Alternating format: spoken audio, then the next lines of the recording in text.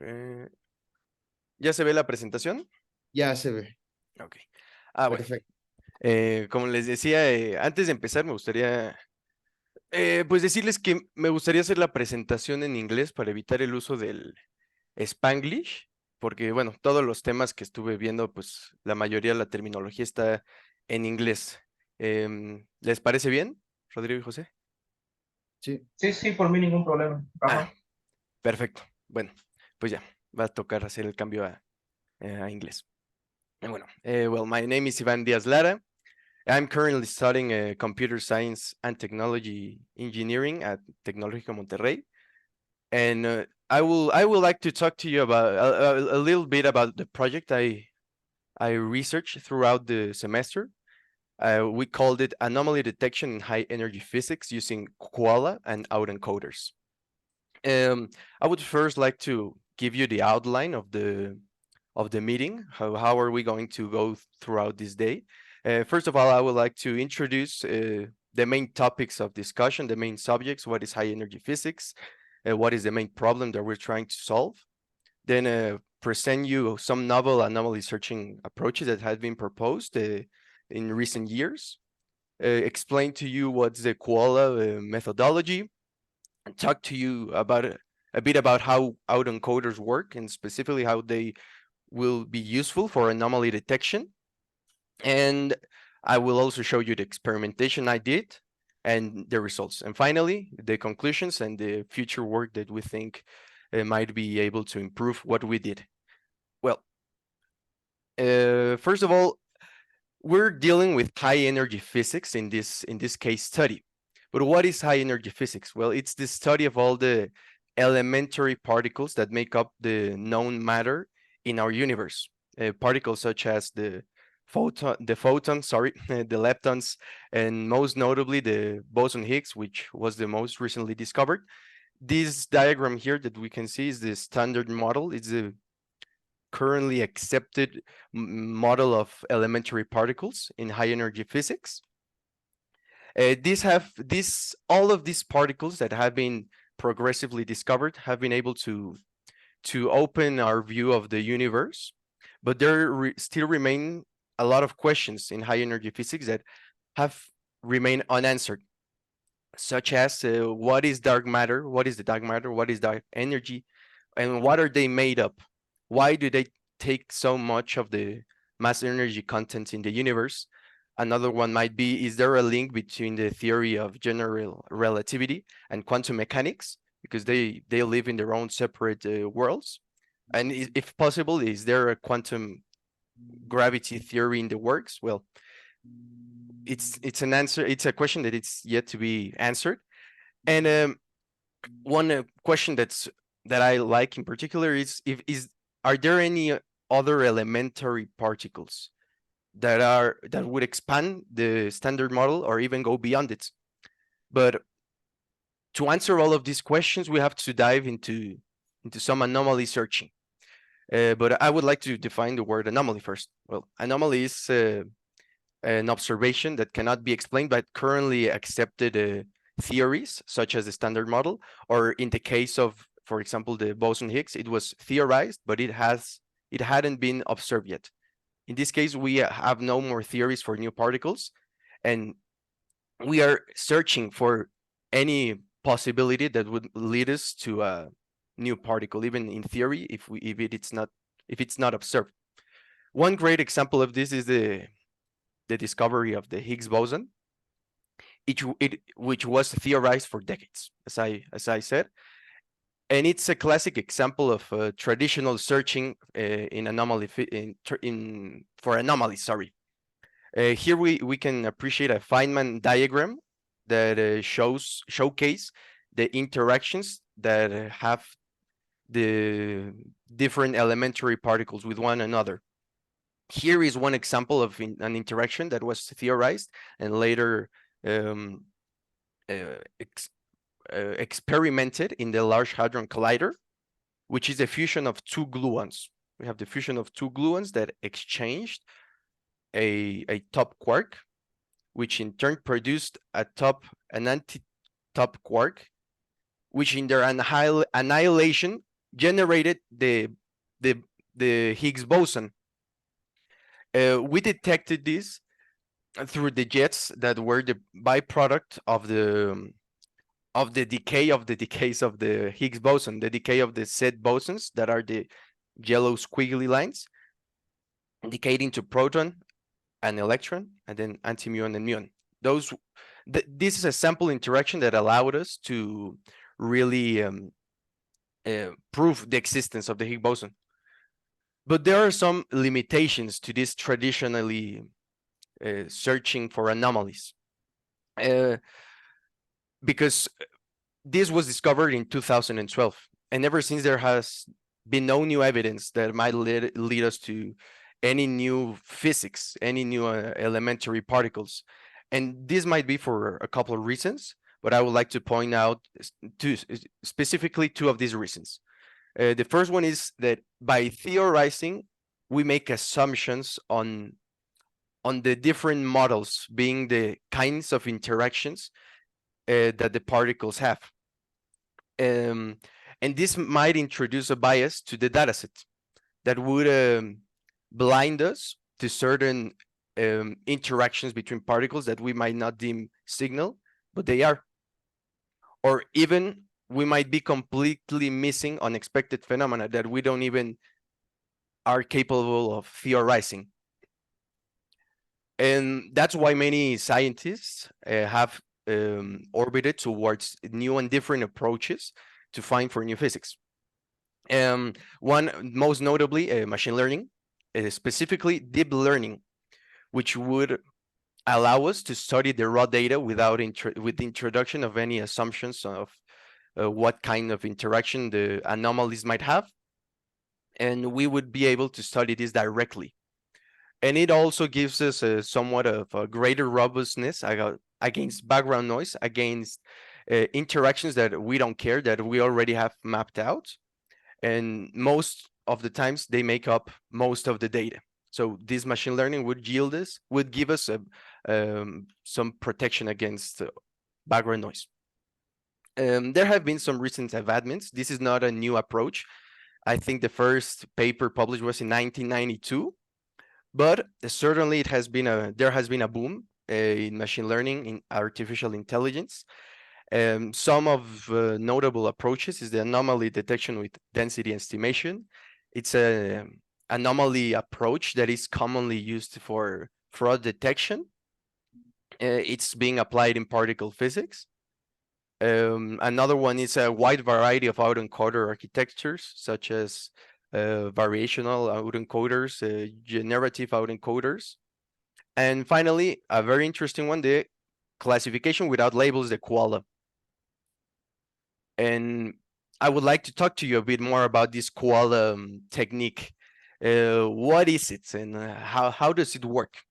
Well, the QUALA is a weakly supervised strategy that aims in leveraging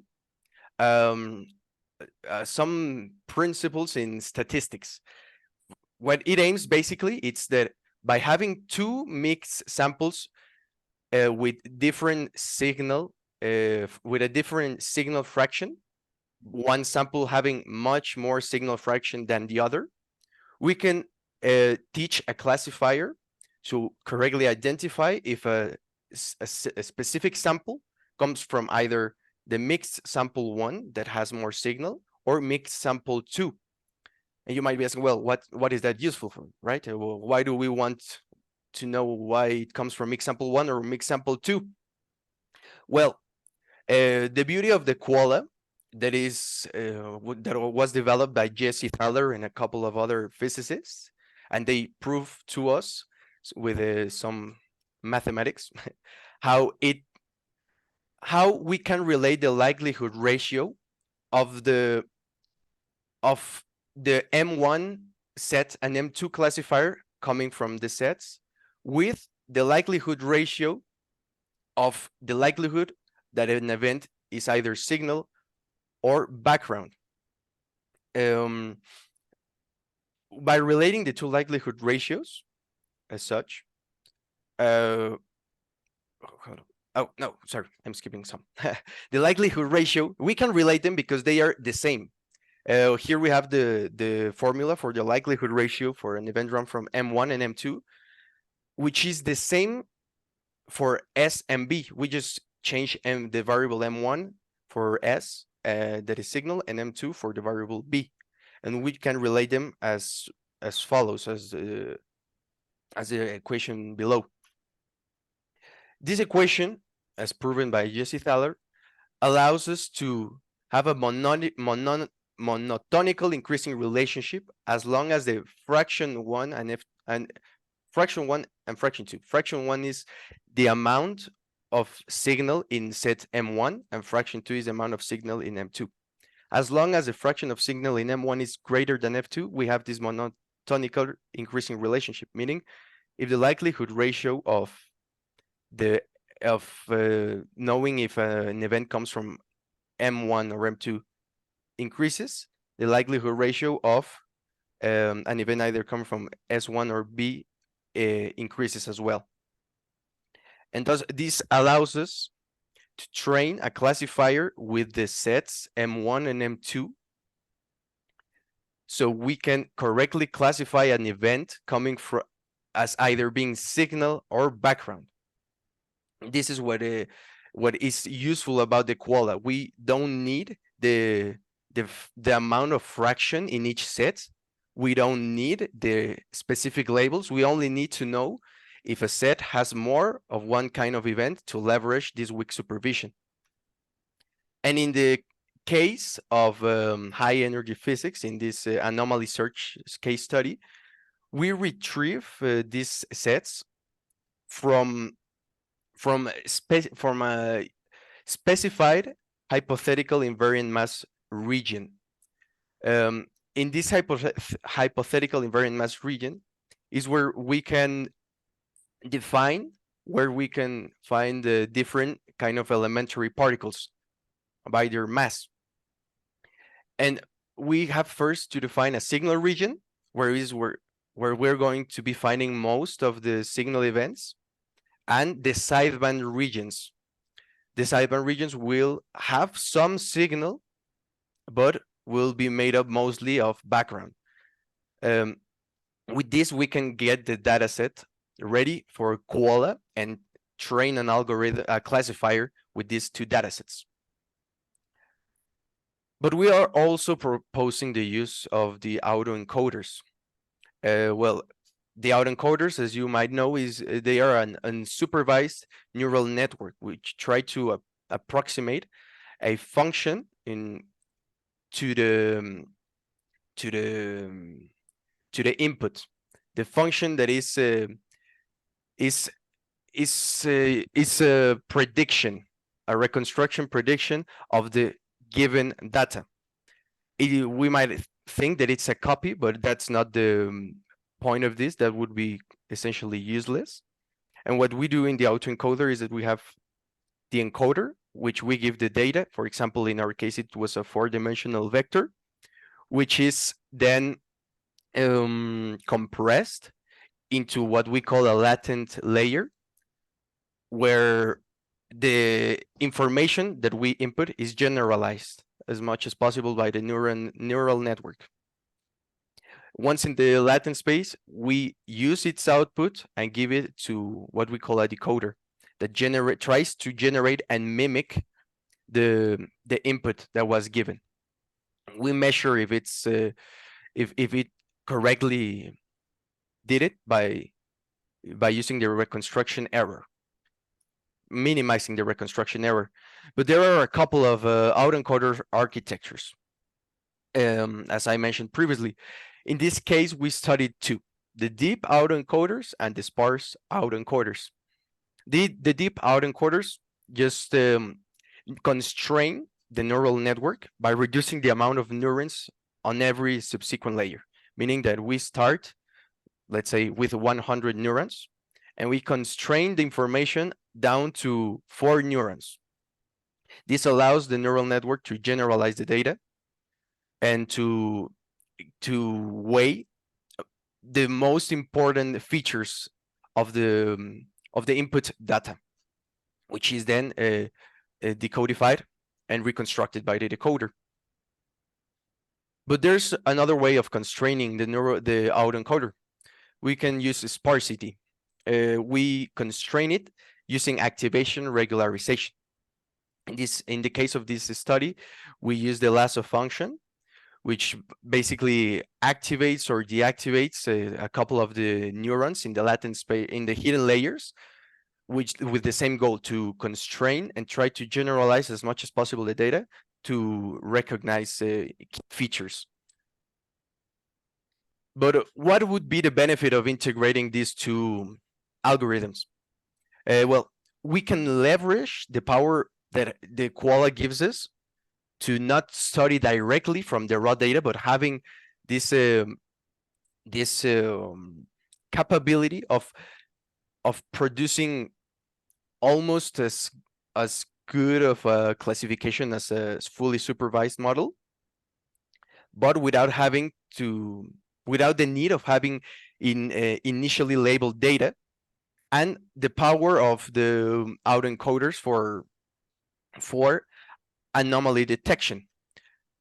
And the power of autoencoders for anomaly detection is that they are very good at this data generalization by compression. And what we aim to do is with the autoencoder is to train it using only sideband region events, meaning the background events, and making the autoencoder really proficient at reconstructing these events with a very small reconstruction error. And so with this goal, if we give to the autoencoder a signal event, in theory, it should return a higher reconstruction error, as some of the features will vary much greater than between the different background events that we give to it. It will recognize the anomalous event. And well, before going to the actual experimentation and results, I would like to talk to you about the dataset. What are we studying right here? We have talked about high energy physics, some machine learning, but in this case, we are using the R&D dataset of the LHC 2020 Olympics, which was a communal event that aimed to improve and find novel approaches with machine learning for high energy physics. We use the dataset that they provided in this competition.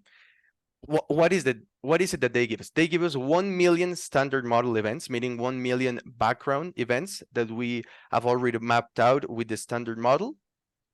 And they give us 100,000 beyond the standard model events that were simulated using Delphis and Pythia. There are simulators for events that are hypothetical, that might potentially mimic anomalies, in anomalous interactions. The anomalous interactions look as follows. Another Feynman diagram. A quark antiquark generate Z prime particle, which is a beyond the standard model particle, not yet known, which in turn decays into the Y and X particles, also beyond the standard model particles. Both of them decay into quark-antiquark pairs, which are later on detected as jets. They give us the invariant mass of these particles as shown below. And for the data analysis of this project, each jet has the 3 moment invariant masses along with the n subjettiness. The subjettiness indicates how many subjets come from a jet. Let's think of a jet as a cone, and how many subcones it produces. It shoots out how many of these jets are produced. And with this, they give us for this the variable tau1, tau2, and tau3. And thanks to previous work done by Michelle Ailin and the teacher Rafael, we are only going to use the ratio tau 2 and 1 because with their experimentation, they found that these variables are the most sensitive to signal events. They did a comparison with tau 3 and 2, and the classification was really not very useful. And so we're going with tau 2 and 1. And we are specifically going to use these 4 variables for the data analysis. We are not using the invariant mass. We decorrelated the training of the neural network. This for the main reason that I think of is that sometimes this the mass can vary from study to study, and if we constrain our analysis to search in specified to learn anomalies from a specified invariant mass range, we can limit the neural network, and we would have to train it over and over again if we shift this invariant mass window just a bit. And so we're using the rest of the variables that they gave us to train our models. And well, we use a couple of for analysis. We used a couple of shared hyperparameters. We use the ReLU activation function for most of the layers, except for the output layers that vary a little bit. We use the Atom optimizer. We used a batch size of 200, 20 epochs per training, and 20 signal injections to plot out the ROC curve to measure the effectiveness of our classifiers. And we also use the reduce the learning rate on plateau callback function with a patience of 5 epochs and a factor of 0.2. We also chose the mean squared error loss function. We made a more in-depth analysis in the paper, but we made a comparison with mean squared error and mean absolute error. Mean squared error in theory should give more weight in the metric to higher errors, in our case, reconstruction errors. And this could prove to be useful for anomaly detection. And well, I would like to talk to you about the architectures that we use. The deep autoencoder is made up of the encoder that we define with 11 layers through experimentation, 11 layers, including the latent layer or the bottleneck layer, that we go from 2048 neurons down to 2 neurons, the 2 neurons being the bottleneck, where the most compressed data. We made some experimentations. We tested with very few layers, but the data was not generalized enough, and we had to progressively increase the layers to find better results. Also, we have the decoder, that's the opposite of the encoder, going from 4 neurons up to 2048 neurons. The output function was not directly the sigmoid function. We use the sigmoid function as a second to last function to aid in the normalization, to bring the output of the layers from 0 to 1.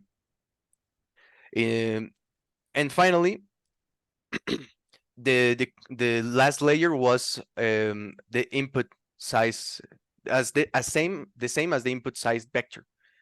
You know, we input a 4-dimensional array, we have to output a 4-dimensional array to actually test the reconstruction loss. And for the sparse autoencoder, for each layer, we had the same amount of neurons, as we were trying to go with a different constraining approach. The encoder had 5 layers, which progressively increased the regularization strength from 1 times 10 to the power of minus 6, and up to 10 to the power of minus 3. We aimed at reducing the amount of neurons that were activated on each layer with this. And the decoder was, again, 4 layers, increasingly from the highest value up to the lowest value of the regularization. And the final activation function was a sigmoid. The difference between this and the deep autoencoder is because if we use the sigmoid directly as the output of the deep autoencoder, we wouldn't get a lot of generalization, and the data would not. The reconstruction loss error would be very similar between the background and the signal. And well, to showcase the results of the comparisons, we plotted some ROC curves that showcases the ability of the classifier on the 20 different injections to appropriately identify signal events as true positive and reject the false positive events. A ROC curve that opens more to the top and right is in theory better. The best possible result is the supervised approach. And we are comparing here the sparse autoencoder with the deep autoencoder. The difference was minimal. We don't see much of a difference. And as during testing, we found out that this varies a bit in the curvature, the area under the curve. And so we think the difference is negligible. It might be to the fact that we didn't spend that much time hyper optimizing the sparse autoencoder as we did with the deep autoencoder, and we could improve either. We could go with either, but in this case, we saw that the deep autoencoder had a slight better performance, and we went with the deep autoencoder for the next analysis. Here it's a bit more messy, but we compared the mean squared using a mean squared error function with a deep autoencoder and the mean average error results with the deep autoencoder as well. The red line is the one with the mean squared error loss function, and the green line, not being the supervised, but the one down here, is with the mean average error loss function. And I believe it's due to the fact that it weighs more in the metric. It's better for anomaly detection, as it is able to weigh more this the difference found during the reconstruction of the data. And the final result is the comparison between the Koala and the deep autoencoder that we're proposing with a mean square error loss function. We appreciate that overall it has a more area under the curve, and it's better at identifying true positive rates that without throwing out a lot of false positives, the Koala with autoencoder. And so we believe that this approach was still yet it was a simple autoencoder architecture, as we only compressed the data, and we did not modify much of the information within the latent layer. And so even though we were able to improve, we know that there's much more room to increase the anomaly detection capabilities of our autoencoder. Some of these improvements could be the implementation of much more complex architectures, such as the variational autoencoders or adversarial autoencoders, which do have some modifications on the latent layer. For example, the adversarial autoencoder trains an adversary which tries to discriminate the adversarial. It's very interesting because we have and the classifier, which no, it's not a classifier. Sorry, it's a generational approach. It generates the invariant mass, and the adversarial tries to predict this invariant mass. If the adversarial fails to predict, we have decorrelated successfully the the generative classifier. Well, and I'm not going to go very in depth because I didn't study it that much, but it's a very interesting approach, a much more complex approach that might yield us better results. And well, I would like to thank you for your time and attention that you're giving to this presentation, and thanks to Rafael for guiding me throughout the entire process through the project and teaching me a lot of things. And well, now that would be the end of the presentation. I am open up for questions. Excellent. Thank you very much, Ivan. Thank you very much for your presentation. So let's start with some questions. If, I don't know who would like to start, if Dr. Jose Antonio Cantoral or Dr. Rodrigo Gonzalez. So who wants to start with some questions for Ivan? ¿Cómo nos organizamos? ¿Pregunto 15 y 15 o una y una o cómo lo quieren hacer? Creo que sería mejor 15 y 15 para que sea más fácil, ¿no? And if you want to ask in English or in Spanish, it's okay. 15 y 15, ¿qué es? Perdón. Sí, 15 Preguntas. minutitos y 15 minutitos. O sea, máximo tienes 15 minutos para preguntar y 15 ok. minutos para preguntar, Rodrigo. Y si gustan preguntar en inglés o en español, está perfecto. ¿Quiere empezar usted, doctor José Antonio? Ok, gracias. Sí. No, bueno, pues no sé, supongo que ya switchamos a español, ¿verdad? Sí. Sí está. Ok. Primero, la verdad, está súper interesante el proyecto, digo, es quizá el comentario más importante. Y Muchas creo que los gracias. modelos que desarrollaste, digo, yo soy totalmente ignorante en esto, en el tema, digo, en los modelos no, digo, pero en la parte de la aplicación sí. Entonces, a veces me cuesta un poquito de trabajo ver estos diagramas que mostrabas, ¿no? O quark y antiquark y generan esta partícula Z prime que no sé qué es, ¿no? Entonces, ahí tal vez me cuesta un poquito de trabajo. Sí. La primera pregunta, y es más como la aplicación del proyecto, digo, no me quedó claro por qué es relevante encontrar esta anomalía, este anomaly detection. Es relevante Ajá. Porque hoy en día estamos en el término de física de partículas, Sí. atorados en el modelo que ya tenemos, en las explicaciones que ya se han encontrado experimentalmente y que se han propuesto con la teoría. Ajá. Y esto nos limita a responder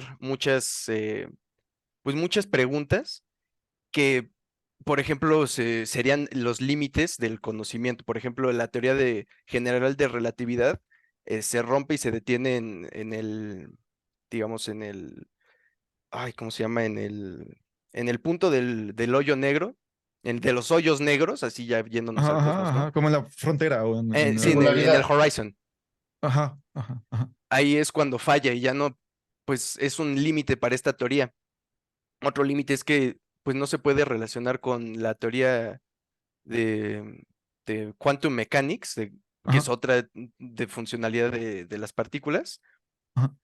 Y si encontramos anomalías, puede que nos lleve a abrir las puertas a explicar el porqué de situaciones, por ejemplo, de este tipo. O sea, ¿por qué? O sea, ¿qué hay más allá del event horizon? Porque es un límite matemático, entonces no sabemos qué puede haber más allá. Y si encontramos nueva teoría, nuevos descubrimientos que nos permitan tener más de dónde trabajar y de dónde generar, podemos expandir déjame voy acá a las preguntas, el conocimiento del universo, y todo esto termina aplicándose pues a la vida real. Muchos de los experimentos y partículas que se van encontrando en física de partículas terminan dándose uso comercial o uso ya en la vida humana. No sé, se me ocurre los rayos X, ¿no? Que se descubrieron a partir de lluvias cósmicas y terminaron ya usándose como, bueno, pues no recuerdo si era de lluvias cósmicas, pero fue a través de física de partículas que se hizo el descubrimiento. Y bueno, ahorita ya tenemos 1000 aplicaciones para eso. Entonces, es como el objetivo, expandir el conocimiento de la física para expandir los límites naturales del conocimiento humano. Ok, Eso ok. lo veo así. Sí, y el resultado y los datos que estás usando para la experimentación, Ujú. ¿resultados de qué experimentos son exactamente? Digo, eso tampoco me quedó claro. ¿Cómo, Los cómo dat- surgen esos datos? Digo, sí mencionaste ahí que Ujú. de esta competencia del Large Hadron Sí. Collider 2020, pero qué experimentos son? Se producen a través de una simulación. Se Ok, usa, eran dos simuladores a través del método de Monte Carlo. ok, Esto justo tienen como objetivo meter ruido a lo que ya conocemos. El millón de eventos son interacciones entre partículas que ya conocemos. O sea que, por ejemplo, la que enseña al principio del Higgs de Boson es una ajá, interacción que sería considerada como background, así, noise. Y estas 100.000 interacciones son interacciones que no estarían mapeadas por este modelo estándar, que son interacciones que, bueno, en teoría nunca se han observado y tiene como objetivo que los modelos de Machine Learning puedan detectarlas como anomalías. O sea o sea, pero que son interacciones que son man-made, ¿no? O sea, simuladas por Monte Carlo, o sea, ¿eso entendí bien? sí, Ok, ok, sí son simuladas. Y bueno, pues en la competencia se hicieron varias pruebas. La primera ok, fue si detectaban estas anomalías y después daban otro dataset vacío, que solo era background, para ver ok. si realmente los modelos que entrenaron sí detectaban anomalías o también agarraban objetos de background para... Ok, y el background es lo que tienes 1 millón ahí, lo que le dices estándar, ¿no? Sí, Es estándar. exactamente. Ok, perfecto. Ya me queda un poquito más claro, digo, al Ok, menos el setup del experimento, sí, y digo, para entenderlo bien, pues me va a tomar toda la vida, ¿no? Entonces creo que, sí, no, pues, a mí todavía o me sea, faltaba eh, bastantito y estuve eh, 6 meses. ok, entonces digo, está bien, digo, ya más o menos me queda claro el setup del experimento. Y hay algunas, y eso responde a algunas de mis preguntas, ¿no? Que tienen que ver Ujú, con la distribución. ujú, Este, Digo, hay varias sí, preguntas que son relacionadas al modelo. Mm, uno de los, tal vez igual del setup del experimento, mencionas que utilizas 4 features. Este, mm, por ahí los explicaste, ¿no? ¿esto acá o esto acá? Sí, son los que metiste al modelo, ¿no? Que son Ah, esos sí, 4, ¿no? estos de Sí. acá. Sí. Este, ahí no me quedó claro, porque mencionabas que ya habían algunos otros que sabían que trabajo previo muestra que hay Ujú, que demuestra que funcionan mejor, ¿no? Este, Nada más me queda la duda, digo, ¿cuántos tenías al principio? ¿Cuántos features tenías disponibles? ujú, Y si, primero eso, ¿cuántos habían? Digo, ¿por qué llegaste nada más a 4? O sea, que creo que en parte es por el trabajo previo, ujú. pero si pudieras ahondar un poquito más en eso. Sí, bueno, en el dataset nos dan, si no mal recuerdo, era de, era bueno, el dataset específico que Ujú. sí le dediqué más tiempo a estudiar, venía con 5 features, Ok, que justo son estas 4 ajá, y una más, que es la masa invariante. ok, Pero esta decidimos no tomarla en cuenta, ajá, se sacó, para no, ¿cómo se dice? Para no entrenar al modelo con esta ujú, masa invariante y no, pues, de correlacionarlo, porque, a ver, déjame te enseño aquí la gráfica. Aquí, usamos como, para determinar de dónde extraemos señal, se usa esta masa invariante, que es el eje de X, acá.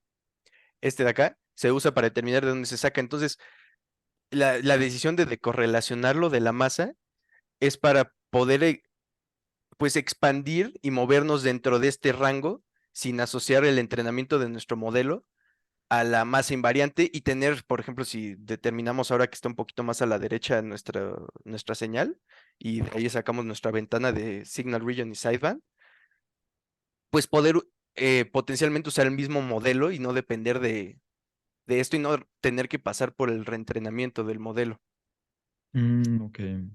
Entonces, esa fue Mm, la única que no se tomó para el entrenamiento ok. de esto. Y pues sí, Ok. el otro es estas variables de subjetiness, que fue por el trabajo previo, se, Subjetiness.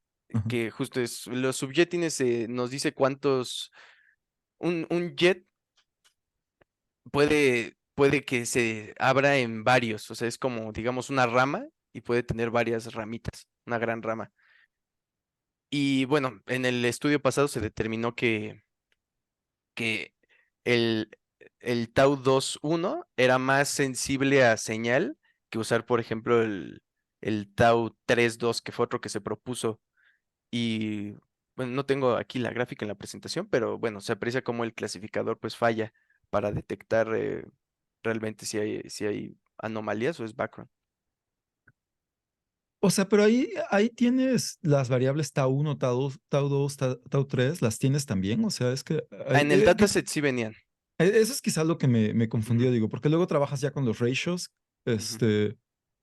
o sea, pero podrías haber trabajado con los datos directamente, digo, con los features directamente tau 1, tau 2, tau 3, en vez de crear esos ratios, o estoy equivocado, nada más. De ahí, la verdad es que no recuerdo muy bien. Ahí sí fallaría preguntarte, de Ok. responderte esa pregunta. Ok, Por- digo, no, te pregunto, digo, porque desde el sí, punto de vista de modelos, sobre todo de Deep Learning, es ujú, más curiosidad, ¿no? O sea, sí, sí, una sí. de las cosas interesantes de Deep Learning es que ha funcionado muy bien con cosas que tú lo mencionaste en algún momento, ¿no? O sea, Ujú, datos raw data, ¿no? Entonces, sí.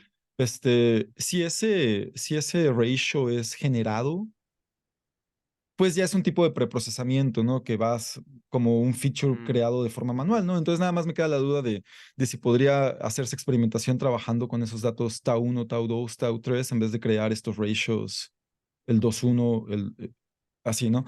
Nada más ok. tal vez como experimentación adicional, Sí, sí. pero no sé si vienen en el dataset, ¿no? Ujú, Es lo que preguntaba, por eso preguntaba qué features venían, digo, porque si vienen esos cuatro, pues a lo mejor entonces no vienen el tau 1, tau 2, tau 3, ¿no? ujú. O sea, Sí, bueno, sí, No, ahí pues si puedo comentar algo de eso. Lo que sí. yo creo que pasa es que los jets no tienen un tamaño designado. O sea, un jet es, como lo dijo Iván, como si fueran las partículas que interaccionan en un cono y dentro de ese cono hay muchos conitos, por decirlo así, ¿no? Entonces, el tamaño de esos jets no está bien determinado, o sea, no hay una regla con la que puedan medirlo, Ujú. pero muy probablemente se pueda medir el ratio. Entonces, yo creo que va por ahí. ok. Mm, Ok, Sí, ok. sí, bueno, hay una disculpa, me hizo falta un poquito más de No, no te entender preocupes, ahí, pero digo, es curiosidad y sí. también me da, y digo, y si es así, también me da curiosidad de que el hecho de que no se puedan medir, digo, o sea, pero se pueda medir el ratio. Entonces, lo que no se puede obtener directamente tau 1, tau 2, tau 3, ¿no? O sea, se puede obtener el ratio de tau 1 o tau 2 con tau 1, pero nada más directamente tau 1, tau 2 está más complicado, ¿es lo que entendí? Sí, algo, o sea, en el sentido de que, eh, por ejemplo, ahí lo dice, ¿no? Donde dice que la definición de Tao, ¿dónde la tenías? La definición de Tau, O creo sea, que que era Tao. Tau, creo que no puse la definición. Bueno, ¿qué era Tao? ¿Qué era Tau? El Tau es del, ay, güey, a ver, define cuánto, a ver, por lo que recuerdo, el Tau define em, que por ejemplo, Tau 1, qué tanto cae el subjet en un axis, ¿no? Recuerdo eso, que sería, por lo que recuerdo, como lo que mencionas, que es el cono, y puede ser en qué tan bien se alinea en este axis. Para lo mismo para Tau 2. Exacto. Pero el punto aquí es que todo esto es probabilístico, porque todos los diagramas de Feynman tienen una cierta probabilidad de que sucedan, todos los procesos tienen una cierta probabilidad. Entonces, Ujú, esta tabla la deben pensar como si fuera una variable probabilística, no es una variable definida determinística. Entonces, por eso yo digo que el ratio debe ser mucho más fácil de estimar que simplemente medir una. Es decir, la TA1 está, voy a inventar algo, ¿no? 20 grados superior al eje X, por ejemplo. Eso yo no creo que se pueda hacer. No soy Ah, experto ok. en experimentos, pero yo creo que va por ahí. Ah, ok. Ok, muchas gracias. Digo, creo que no queda, o sea, tengo un buen de comentarios ahora del modelo, digo, pero por el tiempo creo que igual para darle oportunidad a Rodrigo, igual y luego podemos comentar más cosas del modelo, ¿no? De la Sí, experimentación, ahí me quedan algunas dudas, este, que bueno, tal vez podemos comentar después, ¿no? Pero en general está muy padre tu trabajo, digo, o sea, súper bien. bueno, muchísimas gracias, José Antonio. Sí, Y no, con bueno, si se gusto. puede ahí los comentarios, preguntas, pues sí me encantaría más adelante escucharlas para pues, Sí, a saber lo también mejor los digo, límites si estás de en el TEC, igual conocimiento. un día nos podemos ver ahí con Rafa y ya platicamos, ¿no? Sí tengo bastantes anotados, pero nos va a llevar otra media hora por Vale, lo menos. Sí. va. Pues, muchísimas gracias, José Antonio. No, al contrario, a ti, felicidades. Gracias. Ok. Bueno, me toca a mí. Sí. Muy bien, Iván. Yo tengo varias preguntas. Vamos a empezar primero. Donde tienes el diagramita de los samples de M1 y M2. Ujú. ¿Este o el Ahí, de este de no, acá? ese, el de arriba, Ok. ese. Ujú. O sea, ahí tú dices que la M1 tiene casi todo background y la M2 tiene casi todo señal, ¿no? Exacto. Pero eso tú lo haces a mano. O sea, tú metes los datos a mano en esos conjuntos, por decirlo así, para asegurarte de eso. ¿O cómo te aseguras que en efecto M1 tenga más background que señal o al revés?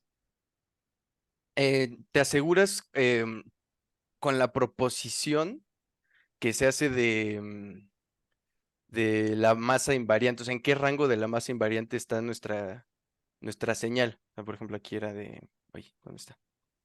Déjame busco. Que se propone que están en estos rangos Ujú. y es ahí donde se determina, o sea, en este rango que predefinido, que sería, por ejemplo, aquí 500 gigaelectronvolts, en donde podría estar encontrando esta señal. Y de ahí es ya donde se determina. O sea, bueno, justo en este rango de masa invariante. No, no, espérame. No, no, espera. No, ahí me estoy confundiendo. Espera. No lo puse en la presentación, pero ya, te estaba mintiendo. Ya me acordé. Em, Aquí sí se predefinen. Se predefinen y en este caso, la región de señal se determinó de 3.3 a 3.7 electrovolts. Y las áreas de sideband fue de 3.1 a 3.3 y de 3.7 a 3.9. Entonces sí se determinan. em, Pero em, pero lo que yo me refiero es que esos dos conjuntos tú los generas a mano. O sea, tú tienes 1.100.000, sí. 100.000 datos. Ujú. Vas a dividirlos en dos para generar dos conjuntos y tú a mano dices, pues voy a meter, no sé, casi todos background en este conjunto y casi todo señal en este otro conjunto, ¿no? Sí, sí, los que cumplen con con que caigan dentro de este rango de la masa Y, invariante, pero sí se hacen a mano los y, sets. tú puedes hacer eso porque el dataset te dice cuáles son background y cuáles son señales, ¿no? Sí, Así el dataset estaba. viene. Y si no tuvieras esa información, ¿cómo lo hubieras hecho? O sea, si a ti te hubieran Ah, dado un ujú. millón de datos y te dicen, pues encuentra los que son señal, ¿cómo hubieras hecho las M's? Bueno, en este caso sí es uno de los requerimientos. Ok. Se necesita, o sea, para el entrenamiento del modelo se necesita saber en qué regiones hay más de cada uno. Entonces sí necesitamos saber al menos justo en dónde puede que vivan más eventos de señal. Pero en este caso, si no sabemos pues, ni en qué rango puede que haya más estos eventos de señal o eventos de background, ni saber que la distribución es la apropiada, pues no se puede aplicar esta metodología. Ya se tendría que usar otra técnica para entrenar el clasificador. Digo, y entiendo que esto es como un toy model y eso, Ujú, porque, pues sí, en 3.5 TB pues, todo va a ser señal. ujú. ¿Sabrías decirme por qué? O bueno, casi todo va a ser señal, ¿sabrías decirme por qué? En 3.5 T, O sea, regrésate a tu diagrama de Feynman. sí. Ahí, ahora. Ajá. Ese GB, TB, ¿son unidades de qué? Son de masa invariante. O de energía, ¿no? Es O lo de energía, sí. mismo en unidades naturales, ¿no? Ujú. Ahora, ¿te sabes más o menos el orden de magnitud de los quarks? ¿O de las otras partículas del modelo estándar, más o menos por dónde andan? Y no lo recuerdo Andan con más o menos por exactitud. donde está tu X y Y, más o Ujú, menos, ¿no? ujú. Si te fijas, la Z es Mucho mucho más. más grande. O Sí, sea, es órdenes de magnitud más grande. sí.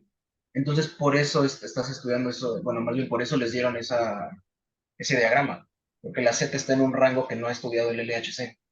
O Mm, bueno, está en un rango que sí lo he estudiado, pero que está mucho más arriba del modelo estándar. Entonces, ujú, por eso si tú pones ok. tu señal alrededor de 3.5T, muy probablemente saques las señales casi dada. Perfectas. Ok. ¿Ok? Ujú, sí, Y bueno, aprovechando que ya estás ahí, otra pregunta que yo tenía que es más de física. sí. Eh, o sea, ese diagrama de Feynman, ¿qué representa? O sea, ¿qué nos dice? ¿Cómo se hace? Si me puedes decir un poquito más de ese. Sí. Bueno, lo que representa el diagrama de Feynman es cada una de estas líneas es una fórmula. Entonces, antes de que Feynman hiciera, eh, bueno, pues Feynman fue el que desarrolló estos diagramas, las interacciones se calculaban a través de estas ecuaciones, pero pues son ecuaciones gigantescas. Y él, pues, hacia grandes rasgos, encontró una manera de poder ilustrar esta interacción entre las ecuaciones que representan, bueno, la interacción de las partículas. Entonces, eso representa cómo interactúan las partículas a través de los sets de ecuaciones, pero se simplifica, bueno, visualmente simplificado. El eje de X es era el movimiento en tiempo y en Y es en, bueno, más o menos en espacio. Eso, ok. ¿Mandé? Sí, sí, sí, también. Ajá. Ah, y bueno, aquí justo nos da a entender cómo es por lo que recuerdo aquí este quark y antiquark que generan, bueno, por lo que tú entendí, hay como una destrucción del quark y antiquark, generan esta partícula que va más allá del modelo estándar. Y las líneas así, ¿cómo se les dice? En zigzag, representan, si no mal recuerdo, es que es un bosón. Ajá. Entonces, esto sería pues un bosón que va más allá del modelo estándar. Ok. Y Sí, sí, todo eso está bien. ¿Y esas flechas qué significan? O sea, porque en la línea del quark, por ejemplo, tienes ujú, flechas. ¿Eso qué es? la flecha del quark. O sea, si te fijas en todas las líneas del Sí, quark, tienes flechas. bueno, a ver, déjame recuerdo. A ver, este de acá arriba sería un quark y esto es un antiquark. El Ajá. antiquark se mueve, por lo que tengo entendido, es el movimiento en el espacio, digo, en el tiempo. Ajá. Y Sí, los antiquarks, no recuerdo exactamente, pero es algo que tiene que ver con que es un antiquark, entonces, bueno, se mueve en el sentido contrario es la en dirección tiempo del que momento. del momento. Ok. O sea, en pocas palabras, hacia dónde va el quark. O sea, ahí Ok. tienes que uno entra y uno sale, Ujú, ¿no?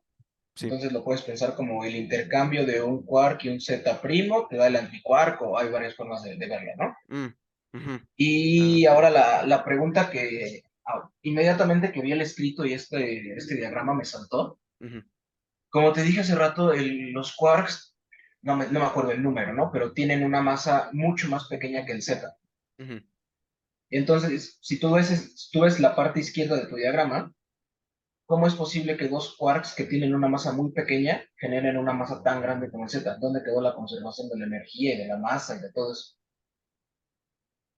Em, Buena pregunta. A ver, si me estás preguntando y tiene una masa mucho más pequeña, Exacto. O pues sea, en todos forzosamente, los ajá, diagramas, perdón, en todos los diagramas tú tienes que imponer conservación de momento, sí, porque pues, es una característica física fundamental, ¿no? ujú. Pero entonces aquí, pues a simple vista te brinca a los ojos que dos partículas con masa pequeña generen una masa tan grande como ese Z. Bueno, pues como dices, la conservación de momento, pues sería la fórmula de E es igual a ms al cuadrado, ¿no? Aquí ya tenemos definida la masa. Y bueno, pues así por como me preguntas, aunque la masa sea mucho más pequeña, las velocidades a la que se llevan las colisiones es gigantesca, la velocidad de la luz.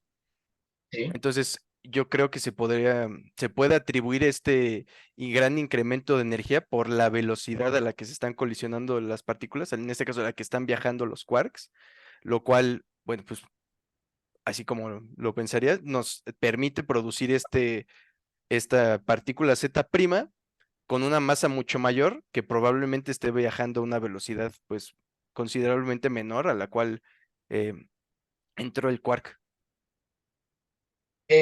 O sea, la respuesta está bien en el sentido de que usaste el principio fundamental y sabes que es momento y todo eso, pero ese no es el caso porque aquí todo va prácticamente a la misma velocidad. Ah, Pero entonces entonces, vamos a pensarlo de otra manera.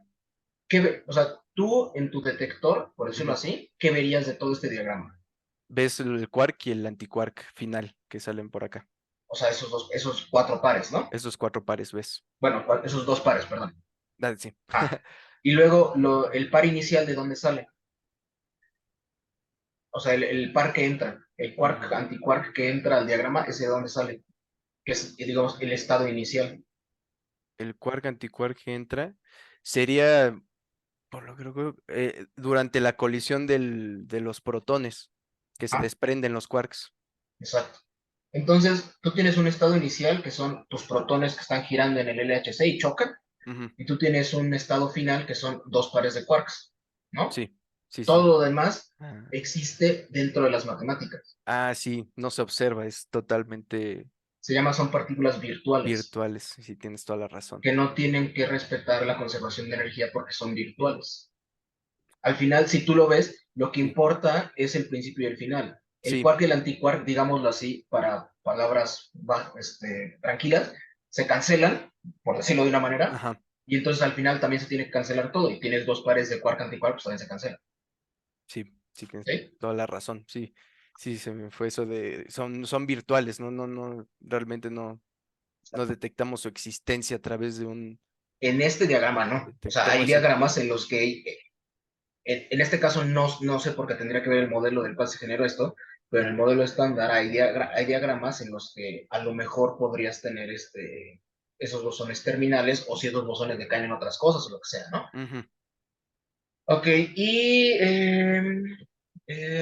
ya para terminar, sí, en la parte de los resultados, eh, pues justamente lo que decíamos, ¿no? O sea, yo la parte de los resultados, o sea, más bien, entiendo que este approach es como probabilístico en el sentido de que pues, hay una probabilidad de que tu señal o bueno, lo que estás viendo, tus datos, ujú, provengan de M1 o de M2 o de todo esto, ¿no? ujú, Pero yo los resultados que esperaba, por decirlo así, era que nos pusiera, el evento 7 con este cuadrivector de salida de los quarks, es un evento fuera del modelo estándar.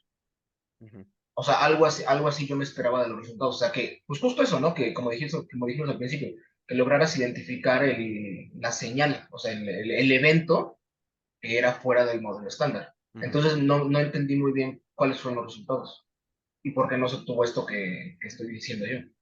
Pues se pudo haber mostrado de la predicción de eventos individuales, como mencionas, sí se pudo haber mostrado, porque al final eso, ¿cómo sacamos esta curva? Se saca usando la comparación de los datos que ya tenemos, la clasificación real, si es 1, 0, señal o background, y entonces nosotros con el modelo de Machine Learning obtenemos una probabilidad, porque pues no lo dice con total certidumbre. No sé, sí, no lo dice con, sí, bueno, no lo dice así 100% seguro, que es o background o evento. Y entonces lo que hacemos es, se saca em,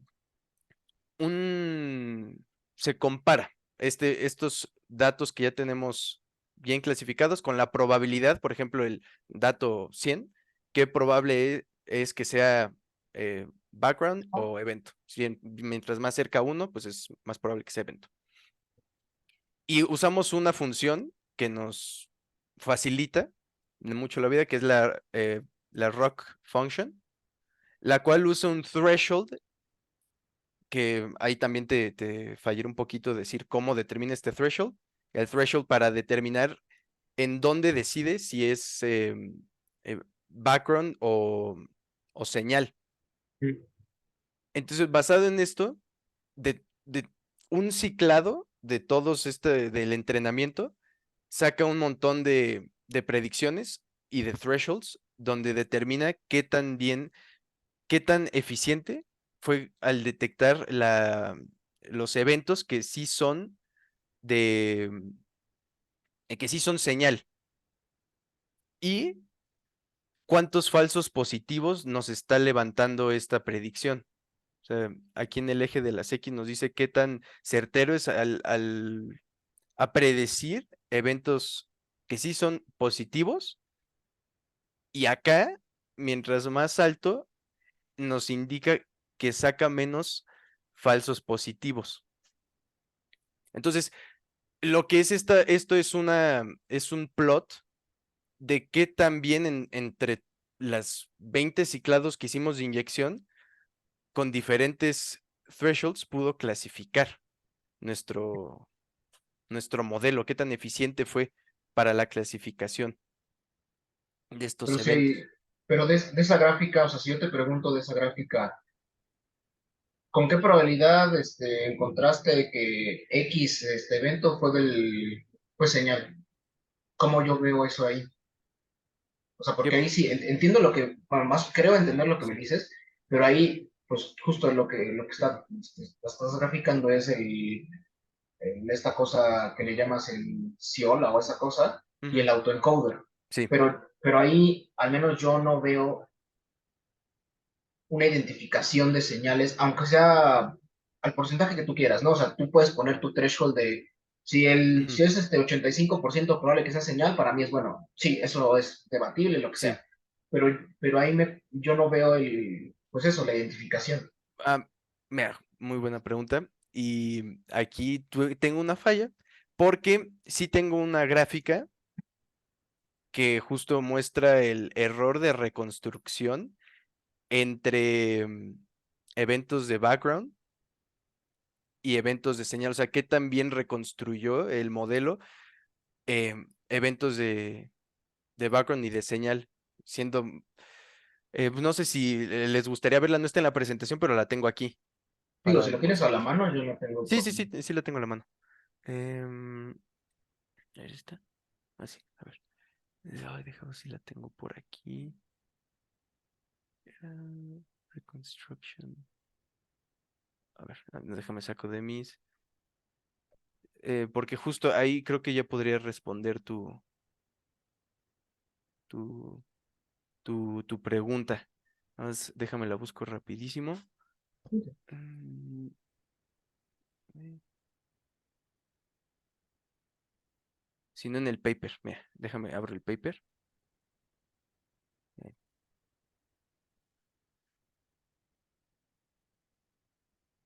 ¿Se sigue viendo la pantalla? Sí, sí, sí. Ah, mira, aquí está. Es un histograma que nos muestra el error de reconstrucción de anomalías y de eventos de background. Más que cambie, a ver. Espérame, aquí sí está. A ver, es este de acá. Es este de acá. Ay, el de la derecha. Este nos muestra el error de reconstrucción que tuvo Puedes dar el. zoom, por favor. Sí, sí, cómo no. Ay, aquí está.